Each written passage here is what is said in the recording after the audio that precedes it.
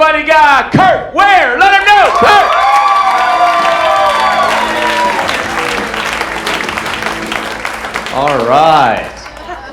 All right, you guys. Well, thank you all for being out, for one. Number two, fuck you, Rocky, for setting the bar so damn high. I need all of you to go ahead and reset your expectations real low. Let's start there. So, my name's Curt Ware. I moved here about 10 years ago from Minnesota. So from Minnesota to Sarasota. I traded the sodas, and believe it or not, there are some similarities between Minnesota and Sarasota. For example, in Minnesota, in the wintertime, the weather's terrible, right? The roads are horrendous, it's snowing, it's sleeting, and Minnesotan drivers drive like shit and are getting into accidents. Now, in Sarasota, in the wintertime, the weather's beautiful. 70, not a cloud in the sky, the roads are great, and Minnesotans are still driving like shit, getting into accidents. So, the other day I was watching TV, and we were watching the 127th Boston Marathon. And I started thinking, I said, okay, 127 Boston Marathons. Like, they only do one a year, so when was the first one? Was it when Paul Revere was riding through the town, saying, the British are coming, the British are coming, get your rifles, get your pitchforks, and don't forget your tennis shoes.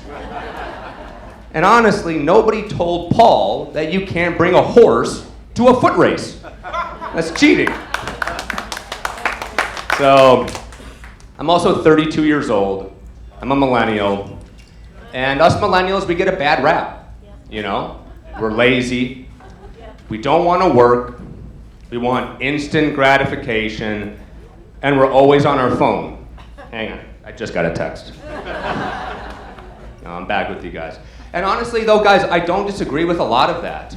Right? I mean, it rings true for a lot of us. However, I did find one group lazier than millennials.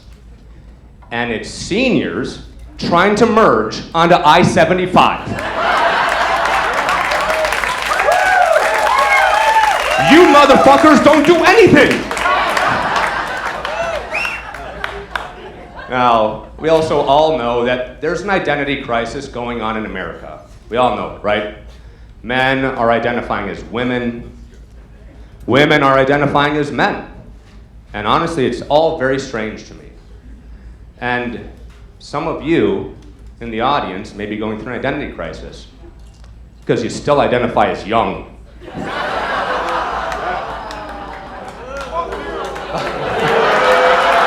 He's the oldest. No. So I also have a new identity. I'm a new dad, right? I'm a new dad. Thank you. And Benjamin, my son, my wife, our son is 10 months old. And so Benjamin, with him being 10 months old, means that at home right now, I'm getting peed on, I'm getting pooped on, I'm getting puked on. And it kind of reminds me of college. So, with that being said, I have a new identity. My parents also have new identities, right? Mom is now grandma, dad's grandpa. And so for my mom identifying as grandma in her native tongue, which is Swahili, grandma is Bibi, B-I-B-I, because she's from Eastern Africa. My dad, now identifying as grandpa, in his native tongue, is grandpa, because he's from Iowa. So, honestly though, my mom is, she's a godsend. She lives in St. Pete. She comes down to Sarasota to help my wife and I out. Thank you, Mom. Love you. When you see this, thank you, thank you, thank you. And so when I get home from work at 4 o'clock, because my mom has a hard stop, 4 o'clock, that's it, boom, done. When I get home and she hands me Benjamin, Benjamin identifies as a gremlin that got wet and fed after midnight, right? He's going apeshit. And so at that point in time, when mom hands me Benjamin, she then identifies as an Olympic sprinter. She is out that door as fast as you can shake a stick, man.